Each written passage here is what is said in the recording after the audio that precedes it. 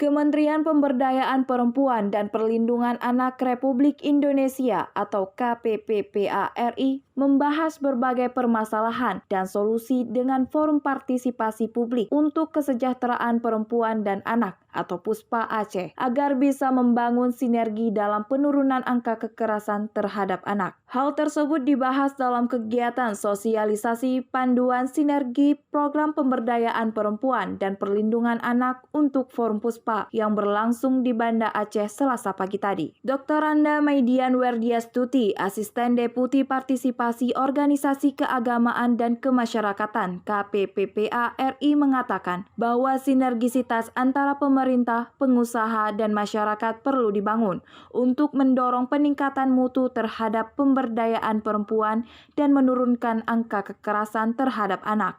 Selain itu, pada kegiatan ini juga berlangsung perjanjian kerjasama MOU Forum PUSPA Aceh Kemalahayati dengan Fakultas Dakwah dan Komunikasi atau FDK Universitas Islam Negeri UIN Araniri. Nah, kemudian yang mau kita lakukan adalah bagaimana kita bisa bersama bersinergi sehingga bisa menjadi gerakan yang lebih besar untuk mendukung proses pembangunan pemberdayaan perempuan dan perlindungan anak.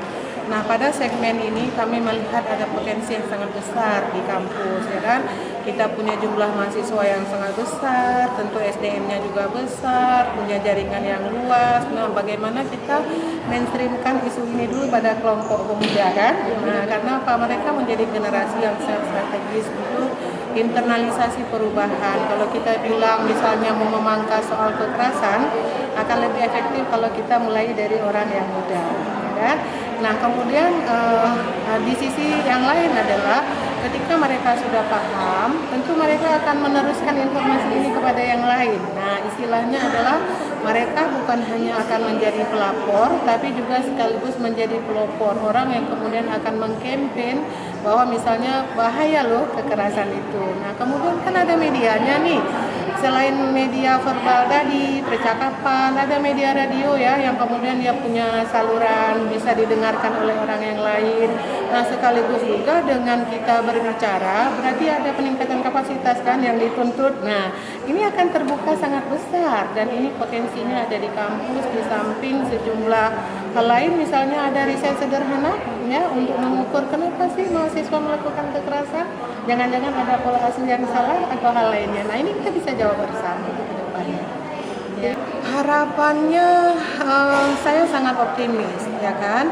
Ini akan menjadi virus yang baik, menjadi kekuatan yang besar untuk merubah satu keadaan di Aceh yang hari ini. Kalau kita lihat tren kasus kekerasan selalu meningkat, bahwa bagaimana kita menggerakkan kalangan kampus ketika bicara soal pengabdian masyarakat, bukan hanya soal melatih potensi akademik, tapi bagaimana kawan-kawan di kampus lebih peduli, lebih aktif untuk menjawab persoalan real yang dihadapi oleh masyarakat. Ada persoalan kalau kita laksanakan secara bersama-sama bersinergi, itu kan bisa ini ya.